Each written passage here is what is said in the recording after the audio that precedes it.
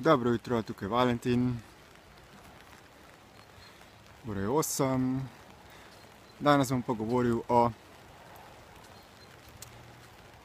virih, vzrokih za naša občutja, občutke. Ko se odločamo, da bomo nekaj storili v našem življenju ali da nekaj ne bomo storili, se običajno zanašamo na naše občutke, na našo intuicijo, na tisto, kar se nam pojavi v naši notranjosti, ki nas potem odvrne od nečesa, ker občutimo nek odpor, ali pa da nas pritegne, ker občutimo nek občutek sreče, veselja.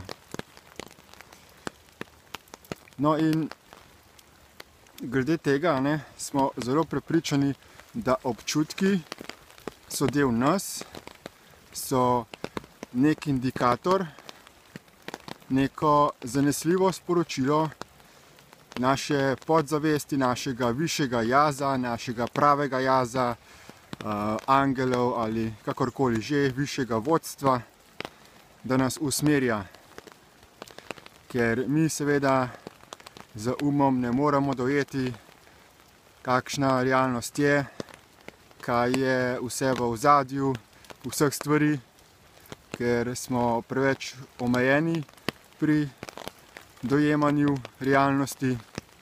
In ta občutek naše notranjosti ne bi bil tisti zanesljivi indikator, ki je vseveden, ki je povezan z enostjo in ki je nezmotljiv.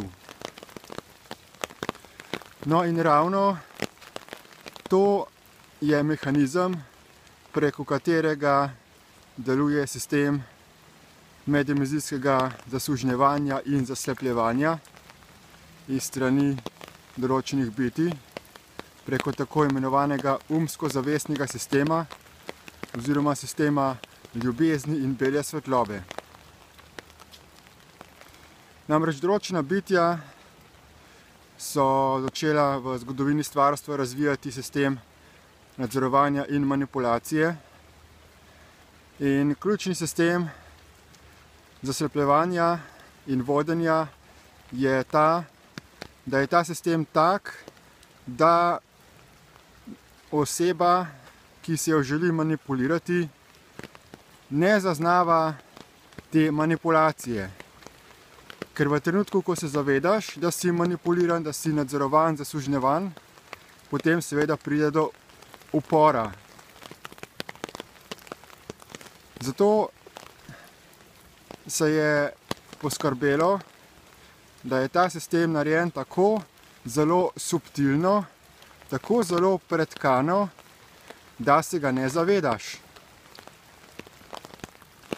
Ampak,